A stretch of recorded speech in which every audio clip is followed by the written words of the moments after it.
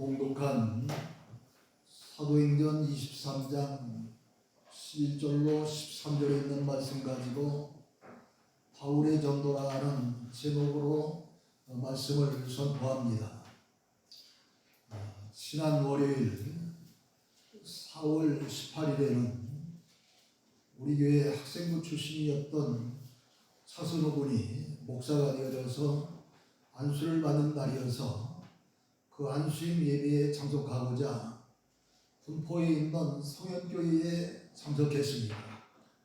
그런데 제 눈안에 들어오는 것은 목사 안식보다 그 교회의 강단에 붙어있는 교회 목표 20% 교회 성장 운동이었습니다.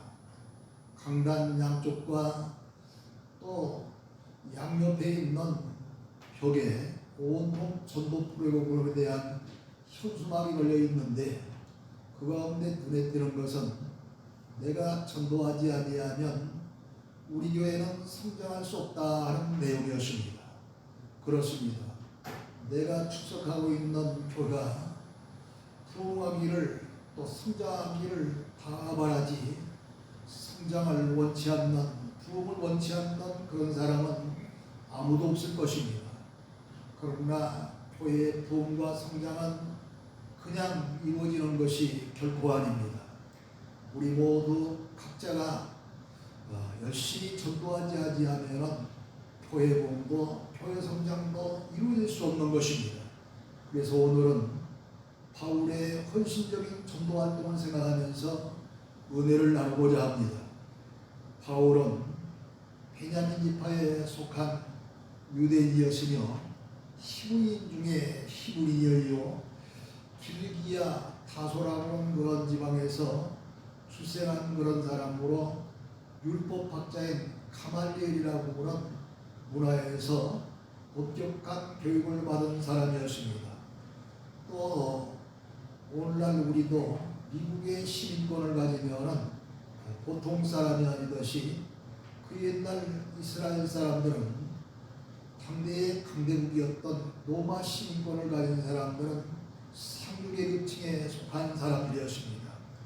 이 바울이 바로 유대인이면서 로마 시민권을 가진 상류계급에 속하는 세상에서 부러울 것이 없는 그런 위치에 있는 사람이었습니다.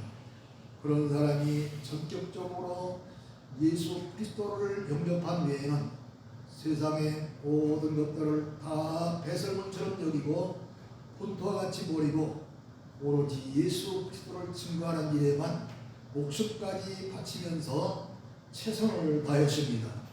그러나 바울은 율법주의자로 예수님을 크게 핍박한 자였습니다. 사도행전 22장 3절로 4절에 보면 바울은 예수님을 알기 전에 유대인으로 길리기아 다소에서 낳고 자라며 오늘날 유명한 교수와 같은 가말리엘 율법학자의 문화에서 교육을 받은 사람인데 그런 사람이 기독교인이라면 죽이기도 하고 남녀를 모론하고 결박하여 옥에 가두거나 극형을 처하는 일에 앞장을 섰던 사람이 바로 이 바울이라고 하는 사람이었습니다. 또 갈라디아서 1장 13절로 14절에 보면은 바울은 유대교에 있을 때에 하나님의 교회를 심히 박해하고 또 멸하며 동족 중에 여러 연갑자라는 말은 같은 또래 사람을 가리켜서 연갑자라 그럽니다. 같은 동족 중에 여러 연갑자보다도 유대교를 너무 지나치게 믿어 조상의 전통에 대하여 지나칠 정도로 열심히 있었다고 자기의 과거를 말하고 있습니다. 바울이 이렇게 기독교인을 핍박하고 교회를 박해하던 것은 율법을 변절시키고 새로운 종교단체를 만드는 나사렛 촌동네에서 태어난 목수의 아들인 예수를 도저히 용납할 수 없었기 때문이었습니다. 당시 이 율법으로 구원받지 아니하고 하나님의 은혜로 말미암아 믿음으로 구원받으려고 하는 그런 복음을 들고 일어난 이 예수 그리스도는 율법을 중심으로 믿었던 그런 유대인 입장에서 보면은 이단이요 괴수였던 것입니다. 그렇기 때문에 이단이 이런 괴수인 예수를 메시아로 믿으며 그의 교훈을 따른다는 것은 유대교의 측면에서 볼 때 신의 이름을 모독하는 행동이기 때문에 이처럼 예수 믿는 사람들을 박해하고 교회를 또 멸하고 또 기독교를 만나면 죽이기도 하고 잡아오게 가기도 하고 별짓을 다 했던 것입니다. 그뿐만 아니라 요한복음 6장 53절 55절에 보면은 예수님이 친히 말씀하시기를 아주 그 유대교인뿐만 아니라 어떤 사람이 들어도 이상할 정도의 말씀을 하신 그런 말씀이 나타나요. 인자의 살을 먹지 아니하고 인자의 피를 마시지 아니하는 너희 속에 생명이 없느니라.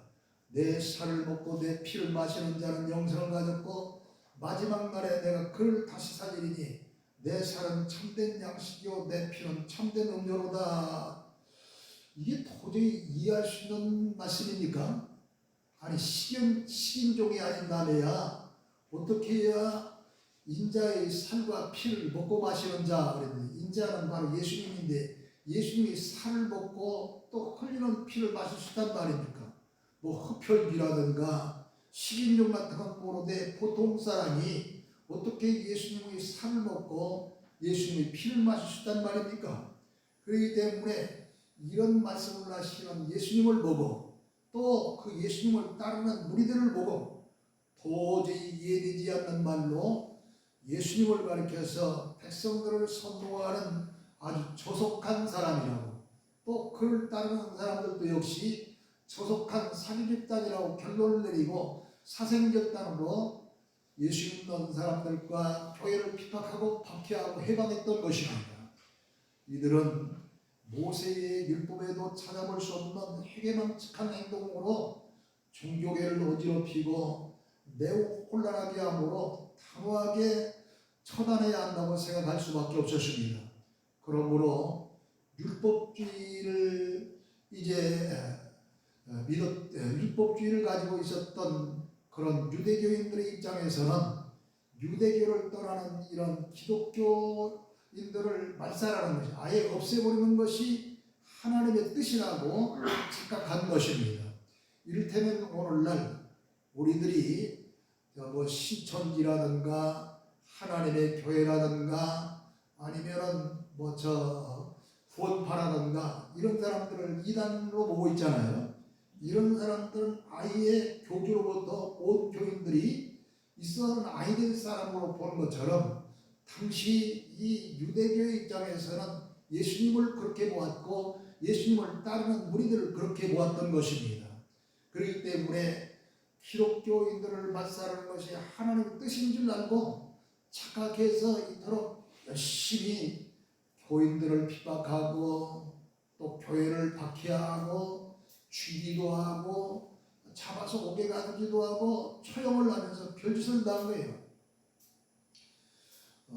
더구나 이들은 율법을 피하고 저주받아서 십자가 처형을 받고 죽은 그런 예수님 이름을 앞세우고 전통적인 그런 하나님께 드리는 제사까지 다 폐하고 변절시키는 기독교인들은 이단자였기 때문에 이들을 쫓아내기 위해서 심한 박해를 가했습니다. 유대교인들은 그때까지만 해도 이 하나님의 성전에 나와서 날마다 양을 잡아 때로는 소를 잡아 하나님 앞에 그 피를 드리면서 이렇게 제사를 드렸잖아요. 그런데 예수님이 오신 후로는 이제 그 제사 제도를 폐하고 오로지 산제사, 우리 몸으로 드리는 산제사를 하나님 앞에 드렸지 않습니까? 그러나 그들의 입장에서 볼 때는 이것이 잘못된 것으로 본 거예요. 그래서 그들은 이제 심한 박해를 가했던 것입니다. 뿐만 아닙니다. 예수님이 감람산에서 12 제자와 많은 사람들 120명의 무리들이 보는 가운데서 이제 하늘나라로 올라가시면서 아버지께서 약속하신 바 그 약속을 기다려가면서 너희에게 이제는 성령으로 세를 베풀리라 하면서 말씀을 하시지 않습니까? 그리고 난 후에 사도들과 120명 무리들이 예루살렘을 떠나지 아니하고 마가의 다락방에 머물러서 열심히 기도하다가 오순절날 성령의 충만을 받고 그들이 아주 비굴했고 아주 연약했던 그런 성도들이 열심을 내고 또 능력을 받아서 전도하는 일에 최선을 다하고 능력으로 말미암아 가진 기사와 이적을 베풀면서 기독교 역사가 나타나기 시작합니다. 이런 초대교회에서 일어난 성령의 물길도 하나님의 역사로 인정할 수가 없었던 거예요. 유대교인들 입장에서는. 또 그들이 볼 때는 이 기독교인들이 경건성이 없는 거예요. 그들은 막 거룩함을 찾고 성스러운 것을 찾고 그런데 교회 나와서 온통 그냥 통성으로 기도하고 어떤 사람은 막 손을 흔들고 기도하고 어떤 사람은 또 방언으로 기도를 하고 알아듣지 못하는 이야기를 하고 하니까 경건해 보이지 않는 거예요. 그래서 경건성이 없는 기독교로였기 때문에 있어서는 아이들 집단으로 보았습니다. 그래서 스데반 집사가 십자가 복음을 전할 때 이 십자가 복음을 전하는 그런 스데반이 미워서 그 스데반 집사를 죽일 때도 오늘 본문의 주인공인 바울은 앞장을 섰습니다. 그것도 모자라서 예수 믿는 성도들을 잡아가기 위해서 다메섹에 있는 여러 회당에 갈 공문을 가지고 가던 중에 다메섹상에서 갑자기 사울아 사울아 하는 그런 음성이 들리잖아요. 이 사울이라고 하는 이름은 바울이 이름을 다시 고친 바울이 개명하기 전에 이름이었는데 그 이름을 이제 예수님이 사울아 사울아 그러니 이제 도대체 당신이 누구십니까? 하니까 네가 핍박하는 예수라. 그래서 갑자기 강한 빛이 나면서 사흘 동안 소경이 되어 눈이 멉니다.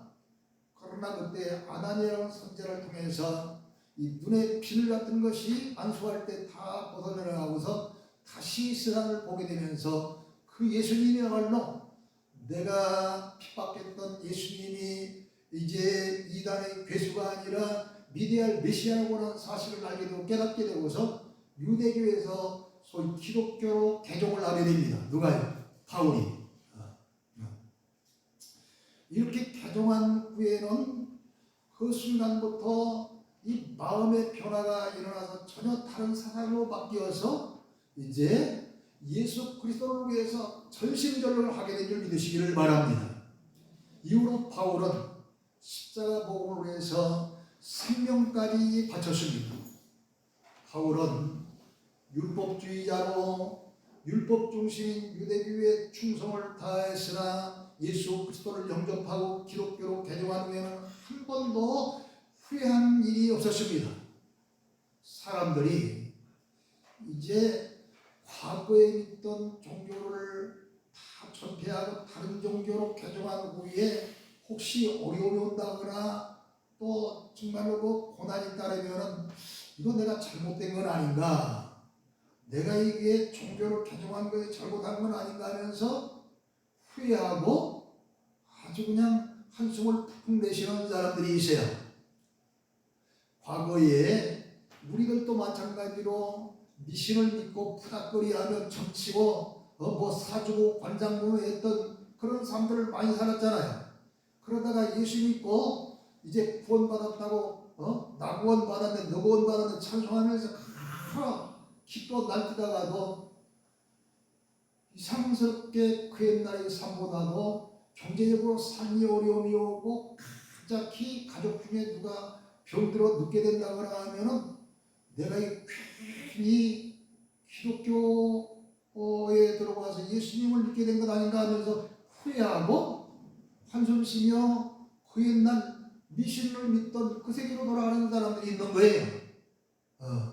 그것처럼 이 유대교에서 기독교로 전향한 사람들 가운데 후회한 사람들도 있었고 한숨처럼 살았는데 바울은 전혀 그렇지 않았다 이 말이에요. 근데 사실상 바울은 계속 말씀드리는 가운데 그 내용이 나오겠지만 얼마나 육신적으로는 예수 믿고 고통을 받았는지 모릅니다. 그렇기 때문에 그런 후회밥도 하고 정말 뒤돌아보면서 한숨을 쉴 법도 한데 한 번도 후회한 적이 없는 사람입니다. 그동안 예수 그리스도를 알지 못해서 예수님을 핍박하고 대적하던 지난날을 후회하여 그런 아라비아라고 하는 사막으로 들어가서 3년이라고 하는 긴 세월 동안 연단을 받으면서 회개하며 완전히 인생이 뒤바뀌어집니다. 그래서 고린도후서 11장 23절 27절에 보면 십자가 복음 때문에 수고를 넘치도록 했고, 이게 후회할 법한 일들이 지금부터 나타납니다. 사도 바울에게. 또 그것도 모자라서 옥에 갇히기도 했고, 매도 수없이 맞았고, 여러 번 죽을 뻔도 했고, 유대인에게 40에 하나 감한 매를 5번이나 맞았어요. 그러니까 40에 하나 감한 매니까 한 번 맞는데 39번씩 5번이나 맞았은 거예요. 또 3번 타장으로 맞고, 또 그것으로 모자 돌로도 맞고, 배가 고프기도 하고, 배가 파손해서 일주일 동안 고통을 당하기도 하고, 또 여러 번 강도의 위험, 또 강의 위험, 바다의 위험, 동족의 위험, 이방인들에게 위험 당하고, 광야에서 바다에서 또 여러 가지 고통을 당하고 위험을 당하며 거짓 청자들로부터 또 고통을 당하고 위험을 당하고 자지 못하고 굶주리고 헐벗으며 목마르고 항상 감시를 당하며 사는 그런 삶이었습니다. 아니 이쯤 되면은 보통 사람 같으면 괜히 유대교에 가만히 있을 걸 기독교로 전해야 하고 왜 이 고통을 당하는가?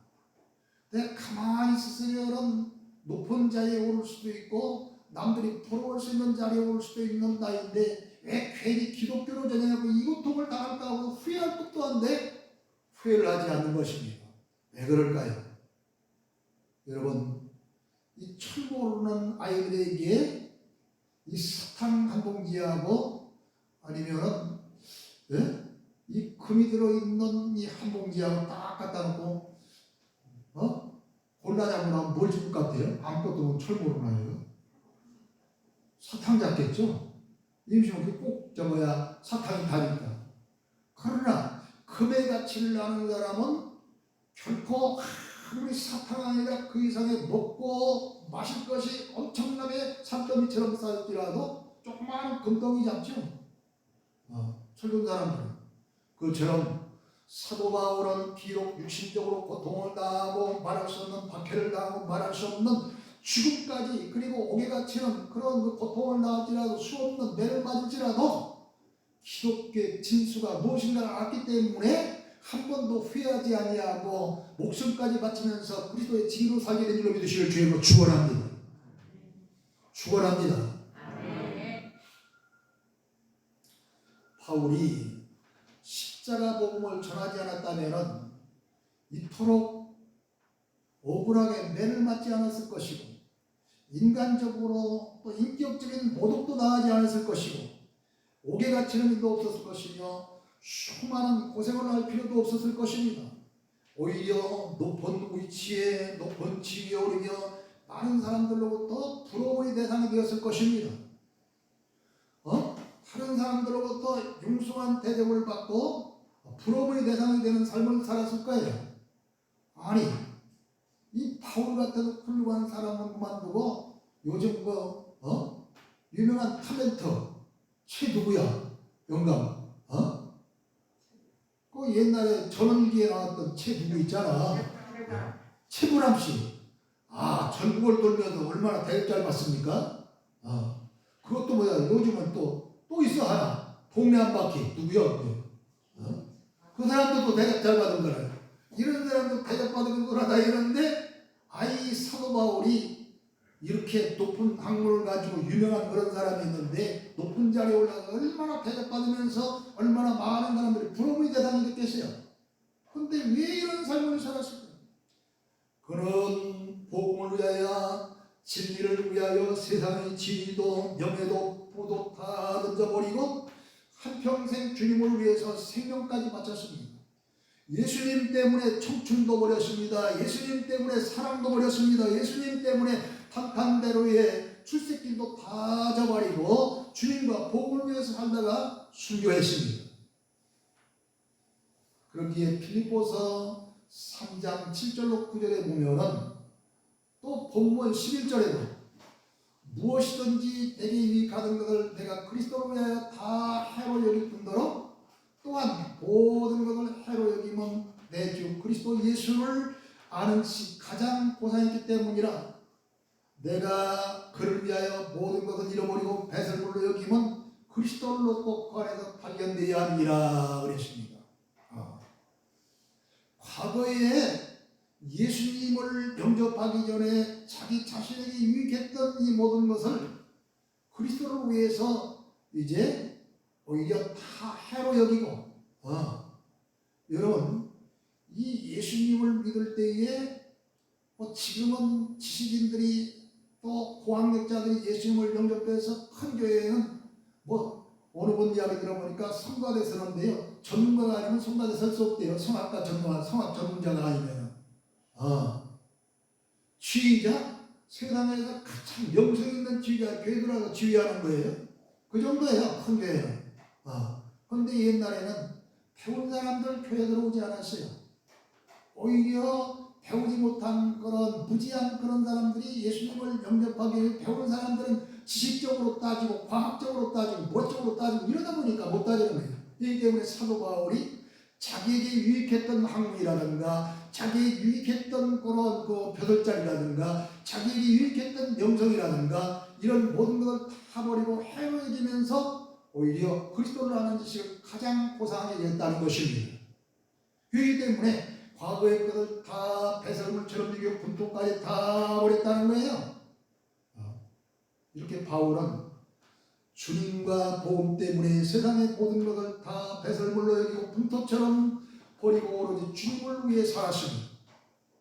만약 예수님께서 이 세상에 오시지 않았다거나 부활의 축복이 없다거나 하늘의 상급이 없다면 고린도전서 15장 19절에 있는 말씀처럼 사도 바울은 예수님 때문에 완전히 인생을 망친 사람이 되어서 세상 사람들 가운데 더욱 불쌍한 자가 되었을 것입니다.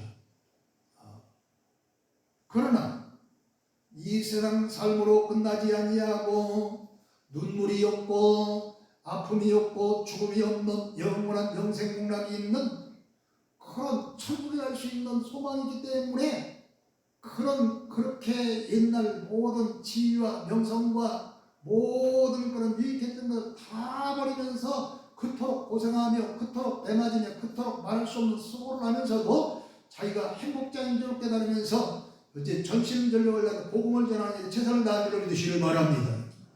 누가요? 사도 바울. 바울은 또한 하나님이 함께 하시는 그런 사람이었습니다. 사도행전 18장 5절로 10절에 보면 바울이 고린도에 이르러 유대인들에게 예수는 그리스도라. 그리스도라고 하는 이야기는 기름 부음 받은 자, 세상을 구원할 자 하는 그런 뜻을 가지고 있어요. 예수는 그리스도라. 이렇게 밝히 증언하니 그들이 바울을 대적하고 비방했습니다. 그때에 그 밤에 주님께서 환상 가운데 나타나셔서 바울에게 이런 말씀하십니다. 두려워하지 말며 침묵하지 말고 말하라. 내가 너와 함께 있음에 어떤 사람도 너를 대적하여 해롭게 할 자 없을 것이며 이는 이 성중에 내 백성이 말함이라. 고린도에 그래서 유대인들에게 예수는 그리스도라 증거할 때 많은 사람들이 대적하여 덤비는데 얼마나 겁신났겠어요. 한두 명도 아니고. 이런 그 사도 바울에게 주님이 나타나셔서 이렇게 두려워하지 말고 증거하라는 거예요. 침묵하지 말고 증거하라는 거예요. 본문 11절에도 그날 밤에 주님께서 바울 곁에 서서 이르시되 담대하라. 네가 예루살렘에서 나의 일을 증언한 것 같이 로마에서도 증언하여 하리라 말씀하셨습니다. 바울이 예수님에 대해 증언할 일이 예루살렘으로 극한되지 아니하고 저 로마에까지 가서 증거해야 되니 담대하라. 용기를 불어넣어 주신 것입니다. 그런데 본문 12절로 14절에 보면 바울을 죽이기 전에는 먹지도 마시지도 않게 놀아면서 이 40여 명의 이 바울을 죽이려고 오는 암살단이 조직되고 있습니다. 바울 하나를 잡아 죽이기 위해서 40명이 이렇게 암살단으로 조직된 거예요. 왜 이런 일이 일어났느냐? 전장인 사도행전 22장에 보면은 바울이 다메섹에 있던 그리스도인들을 결박하여 예루살렘으로 내려와서 형벌을 받게 하려고 이 공문을 가지고 가다가 다메섹도 당에서 극적으로 예수님을 만나 새로운 사람으로 변화되었다는 말씀을 아까 드렸어요. 이렇게 변화되어 공의 앞에서 이제 간증을 합니다. 내가 과거에는 이런 사람인데 예수님을 이렇게 해서 다메섹 산상에서 만났다면서 간증을 하다가 또 회포를 당합니다. 그리고 23장에 보면은 유대인들을 향해서 죽은 자의 부활을 증거할 때 부활을 부정하는 그런 종교파가 이 사두개파라고 하는 그런 파가 있었고, 부활을 인정하는 그런 바리새파가 있었어요. 그런데 이들이 바울이 증거하는 부활에 대한 말씀을 듣고서 옳거니 그렇거니 하고 이 부활을 부정하는 사두개인들하고 부활을 인정하고 믿는 바리새인들하고 서로 쟁론이 벌어진 거예요. 서로 싸움이 벌어진 거예요. 그러다가 이게 부활을 부정하는 아마 사두개인들이겠죠. 이들 가운데서 바울을 죽이려고 바울이 이 바리새인들에게 힘을 북돋아준 거 아닙니까? 부활을 인정하니까. 그러니까 바울을 죽이려고 40여 명의 암살단을 조직한 겁니다. 40여 명의 암살단은 대제사장들과 장로들을 연합해서 천부장에게 청하여 바울 데리고 공회 오시오. 우리는 오는 길에 매복해 있다가 매복해 있다가 도중에서 바울을 죽이겠소 그랬습니다. 이런 음모를 바울의 생길이 알게 됩니다. 그리고 바울에게 삼촌을 죽이려고 암살단 40여 명이 지금 조직되어 있습니다 하고 이야기를 해주니까 바울은 백부장으로 하여금 천부장에게 인도되어 그 음모를 천부장에게 알려줬습니다. 여기 백부장, 천부장은 뭐냐? 백부장은 100명을 거느리고 다스리는 그런 벼슬이고 천부장은 1000명을 거느리고 다스리는 벼슬이 바로 천부장이에요. 이렇게 해서 바울을 죽이고자 하는 음모를 알게 된 천부장은 사도행전 23장 23절로부터 30절에 보면 백부장 둘을 부릅니다.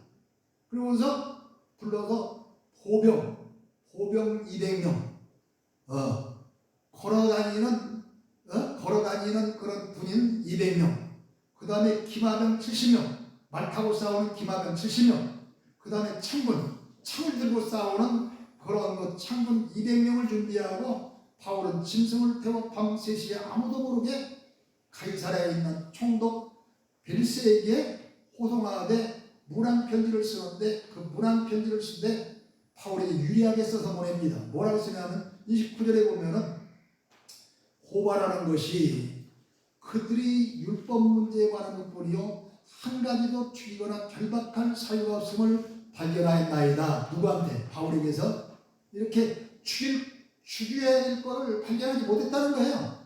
그래서 바울에게 유리하게 친필로 쓴 편지를 써서 이렇게 총독에게 보냅니다. 천부장은 바울이 노마 시민권을 가진 것을 알고 죄 없는 노마 시민의 생명을 지켜주기 위해서 이렇게 많은 군대와 유리한 편지를 써서 총독 가이사랴에게 이렇게 호송을 한 것입니다. 이렇게 하나님은 암살단에게 살해당하지 않도록 천부장의 마음을 녹여서 바울을 살려주는 거예요. 이뿐만 아닙니다. 사도행전 27장에 보면은 알렉산드리아라는 큰 배를 타고 노마로 끌려가던 중에 14절로 25절에 보면 유라굴로라고 하는 광문을 만나게 됩니다. 그래서 배가 한가운데서 해도 못 보고 별도 못 보고 달도 보지 못하고 풍랑에 밀려 다 죽게 되었는데 이 속수무책이죠. 그때는 사람의 힘과는 할 수 없으니까 주님의 도움이 필요할 때예요. 그 밤에 바울은 하나님의 사자를 만납니다. 그리고 하나님의 음성을 듣게 되는데 내가 너희를 권하노니 이제는 안심하라. 너희 중 생명에는 아무 손상이 없겠고 오직 배뿐이라. 내가 속한 바 곧 내가 섬기는 하나님의 사자가 어젯밤에 내 곁에서도 말하되 바울아 두려워하지 말라. 내가 가이사 앞에 서야겠고 또 하나님께서 너와 함께 항해하는 자를 다 내게 주셨다. 그러므로 여러분이 안심하라. 나는 내게 말씀하신 대로 되리라고 하나님을 믿노라 그랬습니다. 이 배 안에는 276명이라고는 제수들과 함께 바울이 타고 있는데 다른 사람들은 죄인들이지만 사실상 바울은 죄인 아닌 죄인인 거예요. 하나님의 사명자예요. 이 하나님의 사명자가 타고 있었기 때문에 이 하나님의 사명자는 그 하나님이 하시고자 하는 이룰 때까지 살려야 되기 때문에 다른 사람들과도 같이 살게 되는 것입니다. 지금 그 얘기예요. 그렇기 때문에 유라굴라고는 광풍을 만나 알렉산드리아는 거센 파도를 견디지 못하고 파손됐지만 그 배 안에는 누가 들어있어요? 바울이라고 하는 하나님의 사명자가 타고 있었기 때문에 다른 사람들까지도 아무 피해를 보지 아니하고 생명을 보존을 받았습니다. 이처럼 하나님이 함께 하시는 사람은 이루어야 할 하나님의 일을 이룰 때까지는 결코 죽지 아니한다는 것을 보여주고 있습니다. 천하보다 귀한 것이 생명이라고 말하지만 이 생명보다 더 귀한 것이 있어요. 그게 뭐예요? 하나님의 사명입니다. 인생을 사물하면 예기치 않은 일을 예기치 않은 그런 그 사명에 부딪히는 일이지만 주신 사명을 감당코자 하는 자는 하나님 그 생명을 지켜주시는 줄 믿으시오 주님을 축원합니다. 사명자라고 다 지켜주는 게 아니에요. 하나님이 이루셔야 하는 그런 뜻이 있어. 저를 통해서 하나님 이루셔야 하는 뜻이 있어. 이를테면 쉽게 이야기합니다. 저를 통해서 하나님께서 의의 말씀 시대라고는 이 말씀을 증거하기를 원한다고 한다면 그 책을 써서 반포되고 선포하고 제가 증거하기까지는 제가 죽을 고비가 이미 앞서 있을지라도 죽이지 않고 그때까지는 살려주신다는 얘기예요. 할렐루야. 이해되셨습니까? 우리 강권산인이 저 이북에 가서 복음을 전해야 될 사명이 있어요. 그런데 그 이북에 가기 전에 막 아픔이 오는 거예요. 코로나도 걸리고 이 못된 병이 걸리면 죽을 것 같은데 안 죽어. 가서 죽을지라도 이북에 가서 그 사명을 맡아야 죽게 된다는 이야기입니다. 죽어도. 할렐루야. 이해되십니까? 사명자는 하나님이 하시고자 하는 이럴 때까지 살려주신다는 거예요. 사랑하는 성도 여러분, 우리 예수 믿는 성도들에게는 누구에게나 예수 그리스도의 증인이 되어야 할 전도의 사명이 다 있습니다. 바울이 귀한 사명을 잘 감당할 때에 어떠한 우연과 박해 속에서도 하나님께서 지켜주셨고 함께 하셨듯이 여러분에게도 이 놀라운 일들과 다니엘 12장 3절에 있는 말씀과 같이 전도자에게 주시는 별과 같이 영원토록 빛나는 축복이 있을 줄로 믿으시기를 주님을 축원합니다. 하나님 아버지 은혜를 감사합니다.